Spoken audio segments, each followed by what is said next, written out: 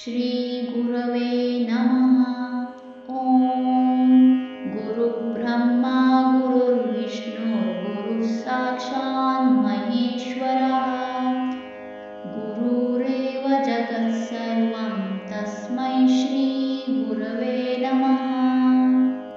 ॐ शुक्लाम्बरधरं विष्णुं शशिवर्णं चतुर्भुजं प्रसन्नवदनं ध्यायेत् सर्वविघ्नोपशान्तये।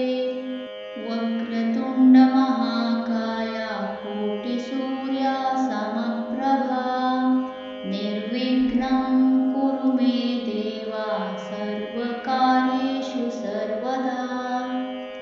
अगजानन पद्मार्कं गजाननमहर्निशम् अनेकदन्तं भक्तानां एकदन्तम् उपास्महे। शान्ताकारं भुजगशयनं पद्मनाभं सुरेशं विश्वाधारं गगनसदृशं मेघवर्णं शुभांगं लक्ष्मीकान्तं कमलनयनं योगिर्ध्यानगम्यं वन्दे विष्णुं भवभयहरं सर्वलोकैकनाथं। हर शम्भो महादेव विश्वेशामरवल्लभा शिवशङ्कर सर्वात्मा नीलकण्ठ नमोऽस्तु ते। ॐ शिवाय नमः। नमः सूर्याय चन्द्राय मङ्गलाय बुधाय च गुरुशुक्रशनिभ्यश्च राहुवे केतुवे नमः। सर्वमङ्गलमाङ्गल्ये शिवे सर्वार्थसाधिके शरण्ये त्र्यम्बके गौरी नारायणी नमोऽस्तु ते। अनन्तं वासुकिं शेषं पद्मनाभं च कम्बलं शङ्खपालं धार्तराष्ट्रं तक्षकं कालियं तथा। एतानि नवनामानि नागानां च महात्मनां सायंकाले पठे नित्यं प्रातःकाले विशेषतः। तस्य विषभयं नास्ति सर्वत्र विजयी भवेत्। ॐ नागाय नमः।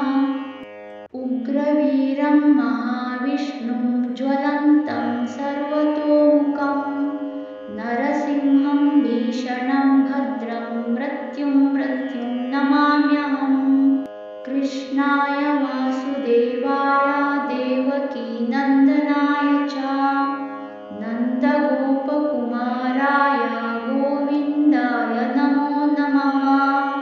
श्रीराम राम रामेति रमे रामे मनोरमे सहस्रनाम तत्तुल्यं रामन्नाम वरानने।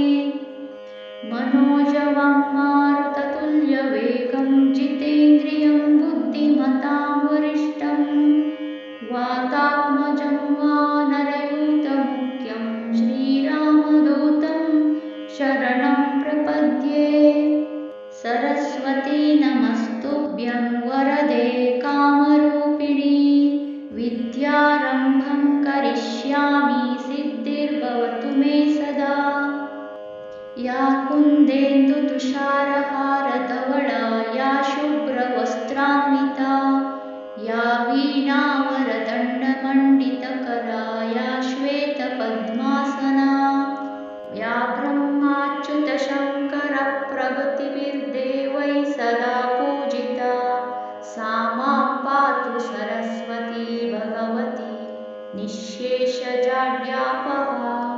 लक्ष्मीं क्षीरसमुद्रराजतनयां श्रीरङ्गधामेश्वरीं दासीभूतसमस्तदेववनितां लोकैकदीपाङ्कुरां श्रीमन्मन्दकटाक्षलब्धविभवब्रह्मेन्द्रगङ्गाधरां त्वां त्रैलोक्यकुटुम्बिनीं सरसिजां वन्दे मुकुन्दप्रियां।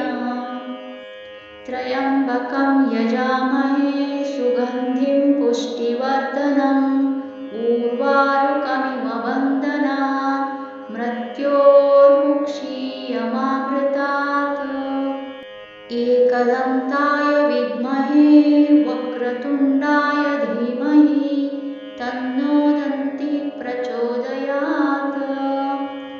नारायणाय विद्महे वासुदेवाय धीमहि तन्नो विष्णुः प्रचोदयात्।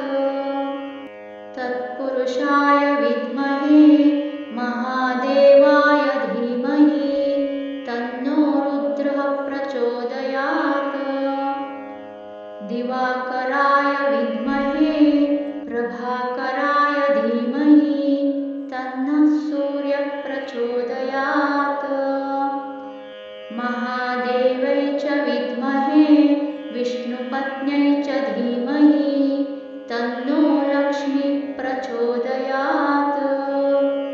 कायेन वाचा मनसेन्द्रियैर्वा बुद्ध्यात्मना वा प्रकृते स्वभावात् करोमि यद्यत् सकलं परस्मै नारायणायेति समर्पयामि।